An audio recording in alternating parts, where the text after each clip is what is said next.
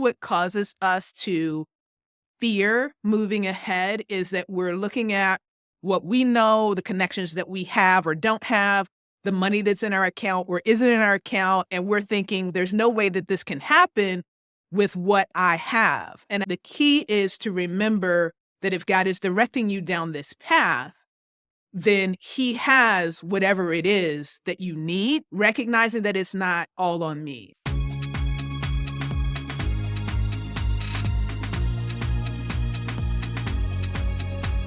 It's time to reinvent. Welcome to the Lessons of Entrepreneurship, the journey of reinvention. Today, I have an amazing guest, Tamara Jackson. She is a faith-based leadership consultant, the founder of Beaconship. And if I started listing all the things that you have done, we would be here all 30 minutes. But I just want people to know, listen in. We're privileged to have Tamara here to speak to us. Tamara, let us know, what's your mission? Really, when I think about mission, Priscilla, with all of the experiences that I've had, one of the things that stands out to me is the opportunity to bring faith and business together. And that's not a conversation that I have been a part of a lot. Growing up in church, it was these different worlds, right? There was ministry, and then there was business over here. So if you wanted to serve God, but you didn't necessarily see yourself behind a pulpit, and there wasn't a whole lot of talk about how you could use your gifts, skills, and talents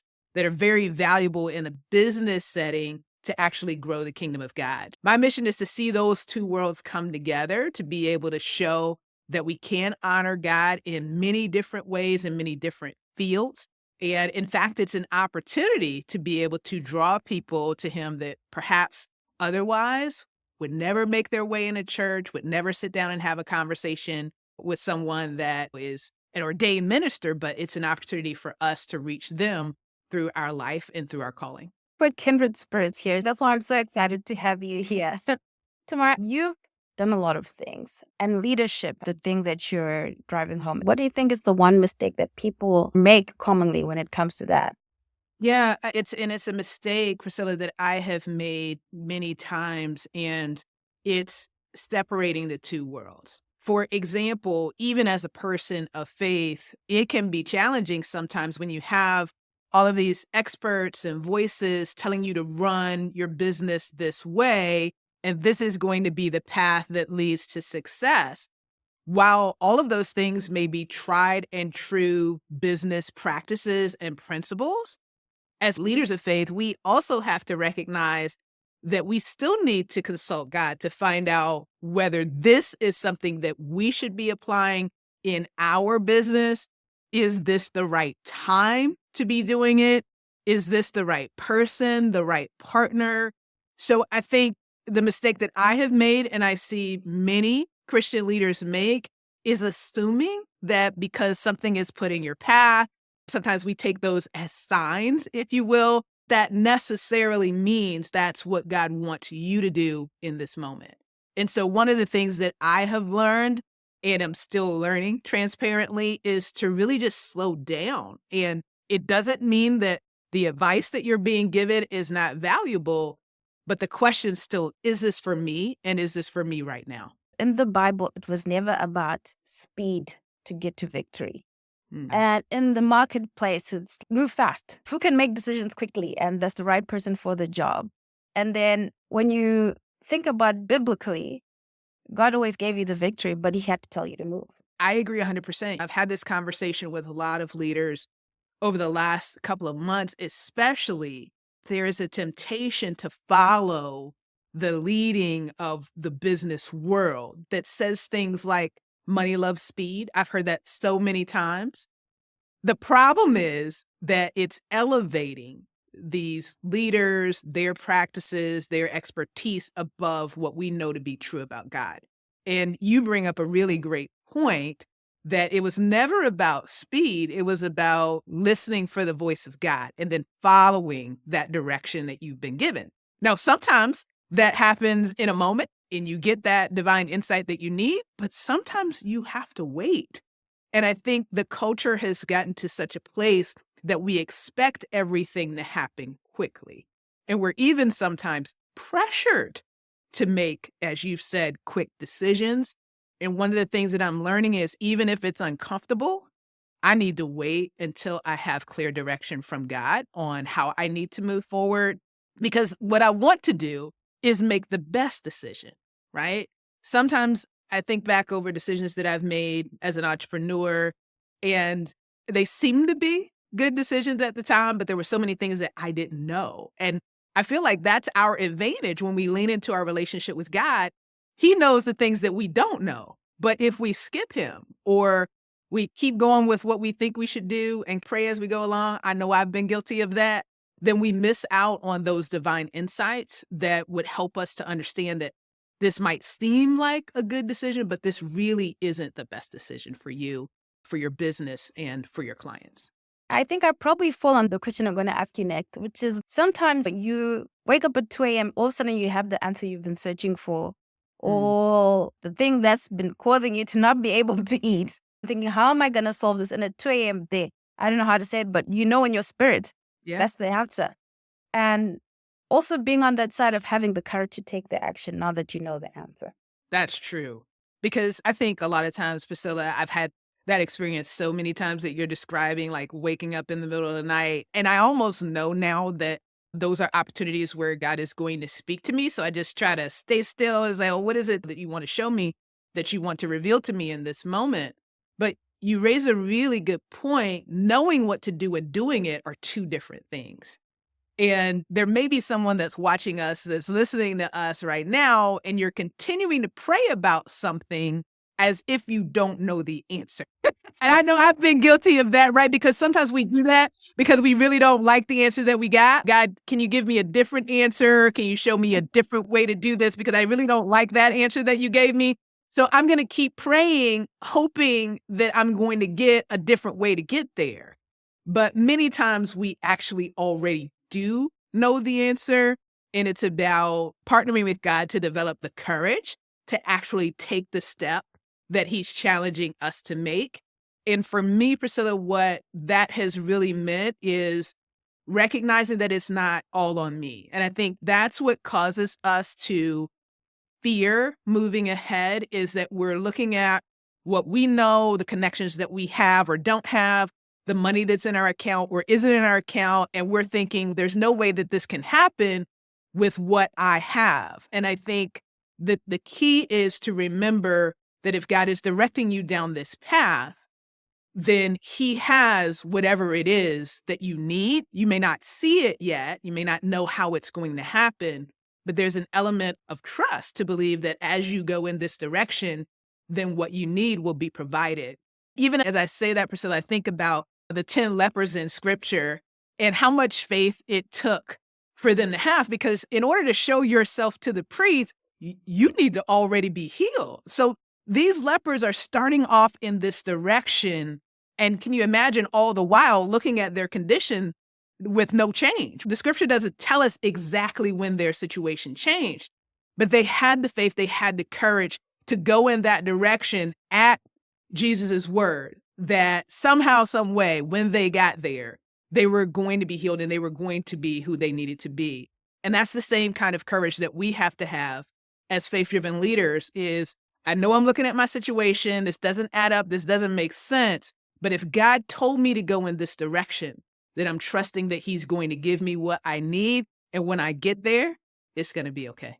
I love that. Those statements of fortune favors the bold, right? Fortune favors those who move by faith. And sometimes we call ourselves, myself included, faith-based. But we forget the faith part, what it actually looks like in action. What does it look like in action? It looks like moving when you're not sure. And you hear the marketplace stories of, I took this risk. And you hear that, I didn't know what was going to do, but I just took the risk and I just took the leap. And really, they're describing the idea of faith in action. That's true. As you've said, it's easier said than done. But I think the key benefit that we have when we lean into our faith is that there is guidance that's being provided, right? God is showing us this is the way to go. He often doesn't, at least for me, Priscilla, show me how I'm going to exactly get from step 1 to step 10, but he is showing me that this is the way.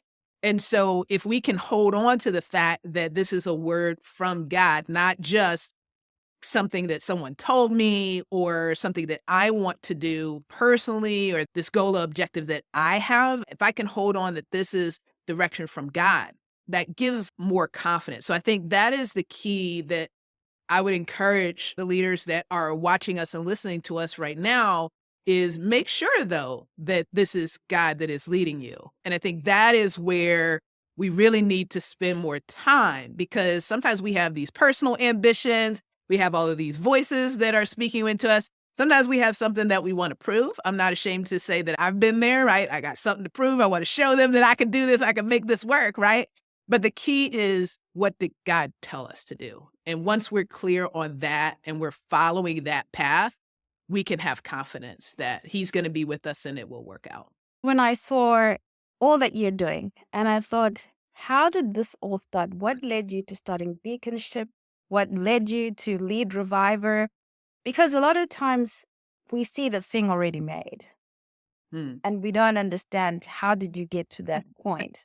And so we're not sure if what we're doing is leading us somewhere or it's leading us Yeah. nowhere. We probably don't have time to get into every detail of it, but I would sum it up this way. I've always felt called to do something impactful. I could even remember as a child thinking, I actually wrote this in my yearbook, I want to be in charge of something. And I wasn't sure if that was running a division within a company, and I did eventually do that in corporate, or was it starting my own business? But I just felt this desire to create, to be in charge, to do something different. And so I've been blessed to have a lot of different opportunities, both in the corporate space and then in the entrepreneurial space. I started my first official business, not the businesses that I had as a kid that weren't really official, but I started my first official business in 2013.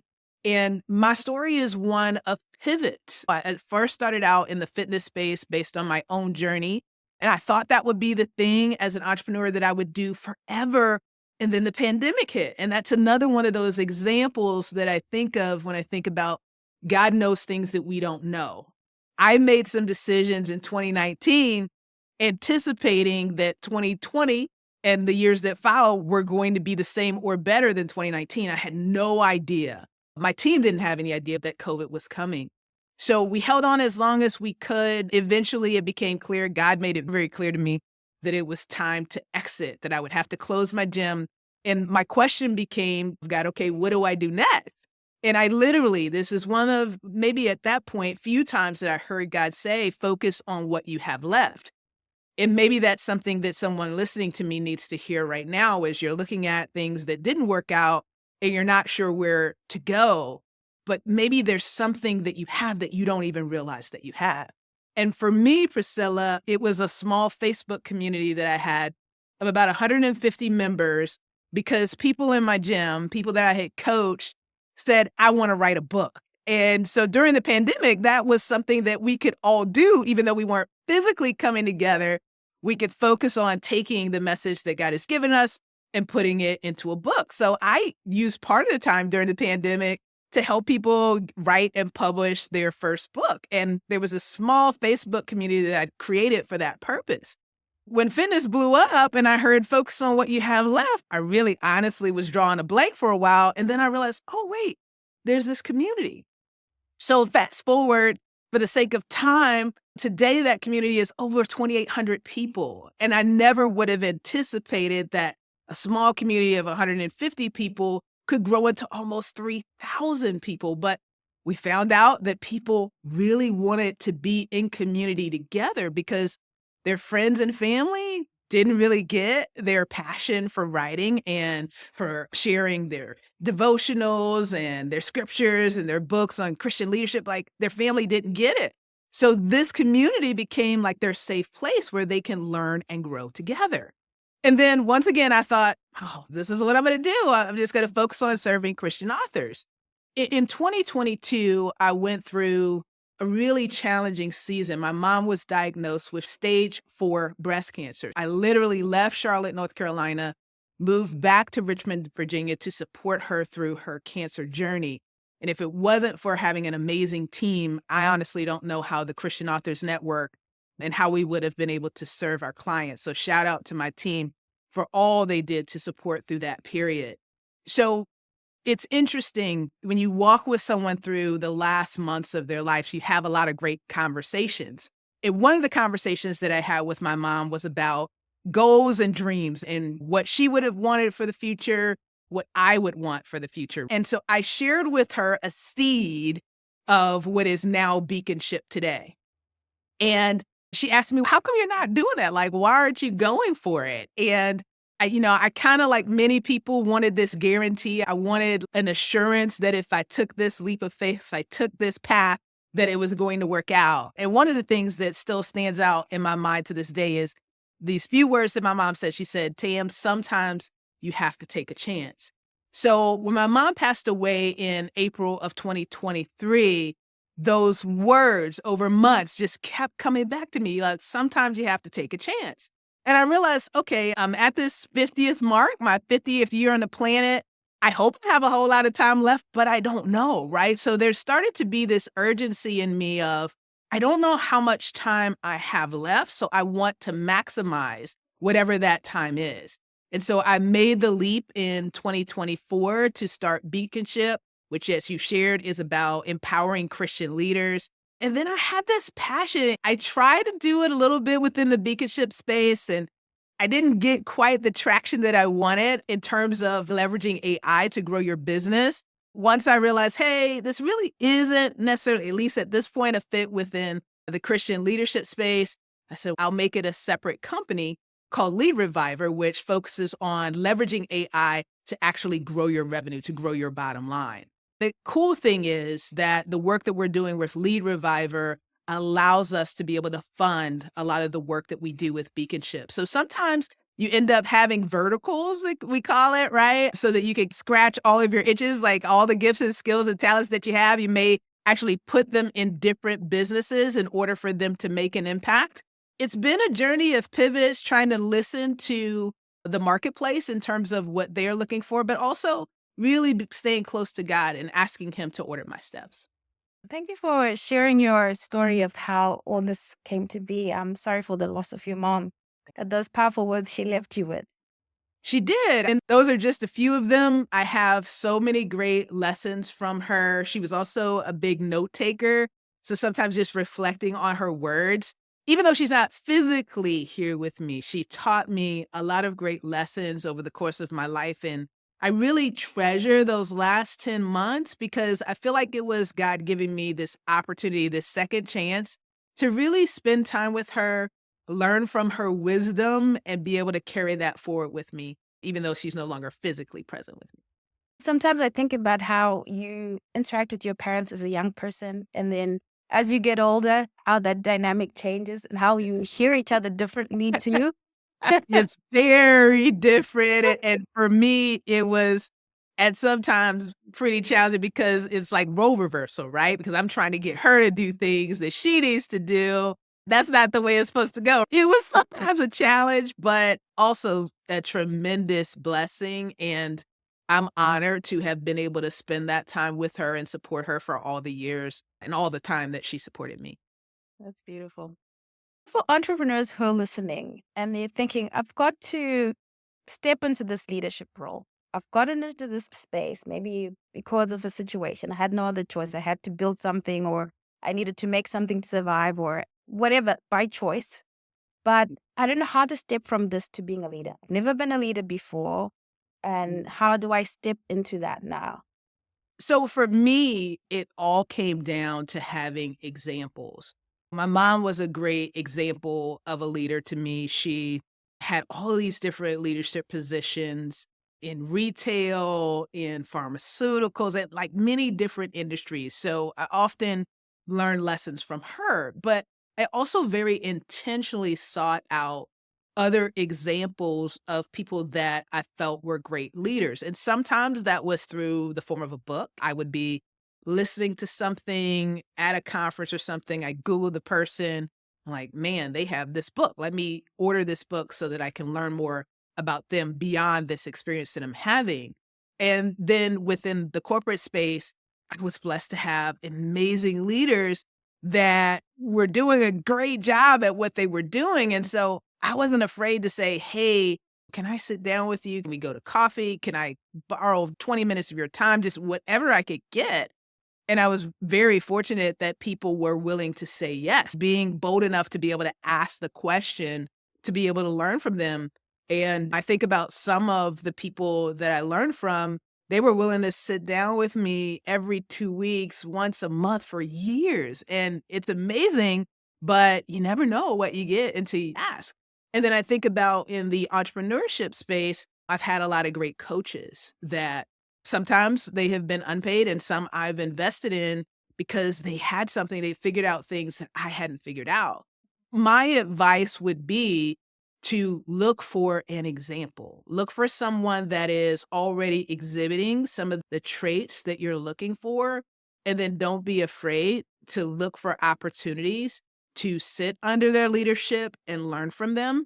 Sometimes that could be through a book, sometimes it's a conversation, and sometimes you may have to level up and invest in coaching, but it's a big responsibility to be a leader. That's one of the things that I don't think I always realized. I've led in some way since my early 20s, but I don't think I always thought about it as a responsibility, but it truly is. So you want to make sure when the decisions that you make impact others, you want to make sure that you're trying to continue to learn and grow at every opportunity. I'd say find an example.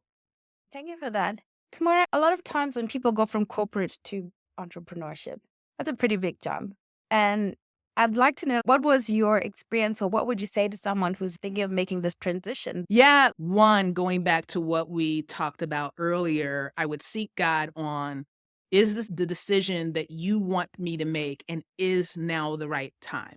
Because I would want to make sure that I am being led and I'm not just reacting to something that has happened.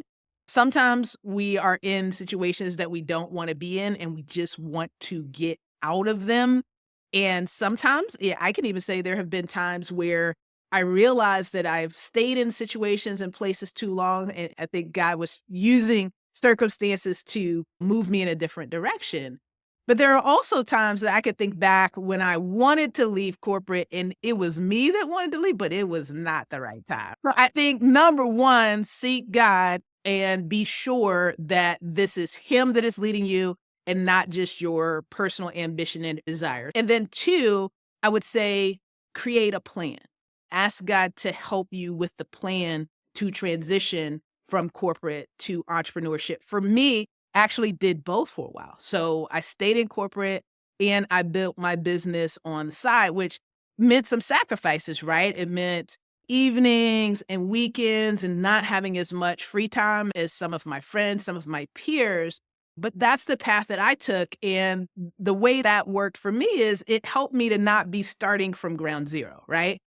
But that's not everybody's situation. Some people do literally quit. They go all into their business and they are 100% committed to that. And they are able to make it work. And that business grows into a very successful enterprise. So I can't say that I have the answer for every person, but I believe that God does. So that's why you start with Him and then ask Him to help you to put together a plan to figure out what that transition should look like. And once you know that you've heard from God, once you are following your plan, you'll know when the time is right to make that step, to make that leap of faith. Absolutely. Thank you so much, Tamara. I've got to ask you this quickly. A leadership principle that has been the hardest lesson that you've had to learn. Oh, a leadership principle that has been the hardest for me to learn. What comes to mind is people over paper. It's something that actually my mom said to me a few times because it was something that she had been coached on. And what it means is that when you are leading people, when you're leading teams, and even when you have clients, I think it applies in both instances, is don't forget that there is a person. Because sometimes we can be very transactional. We can think about, okay, this is a prospect that I want to convert into a client so that I could get this sale because this is the revenue that it represents for me. Or this is a person that is working on my team. I need them to get this done and get it done quickly. But it's not just a transaction. It's not just an assignment. This is a person.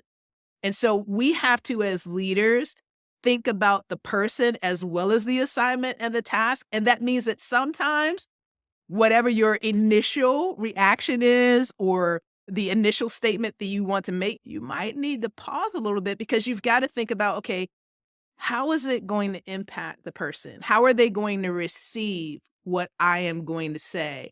How do I make sure that even if it's an opportunity to provide constructive feedback, that I don't damage the person's self-esteem in the process, right? It's just being willing to slow down and recognize that there is a person here that you're communicating with, and it's really important to consider their feelings, not just the agenda or the objective that you have in play.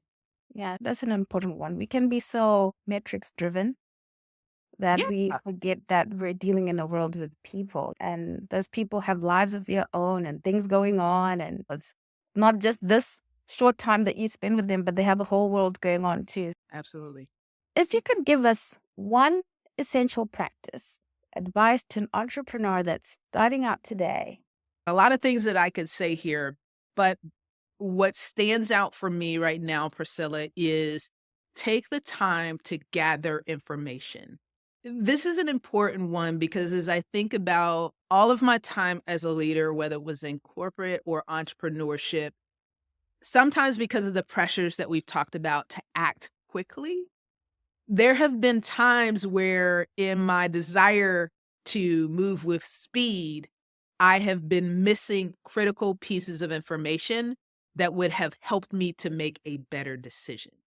So one of the things that I have learned is to make sure that I have done my due diligence to gather as much information as possible to ensure that I am making an informed decision. Sometimes I have this conversation with people because we're faith-driven leaders. I'm going to pray and I'm going to ask God for direction. And I say, yes, absolutely. And also do your due diligence and do your research. When we think about Joshua's example in scripture, God assured him in Joshua chapter 1 that victory was going to be his. But we still see in Joshua chapter 2, he sent spies to the land to check it out first. Why did he do that if he knew that victory was assured, if God already told him? Because he was a military leader and he knew that it made sense to send people to the land to gather as much information, to know what he was walking into so that him and his warriors could be prepared. And the same is true for us as leaders, as entrepreneurs.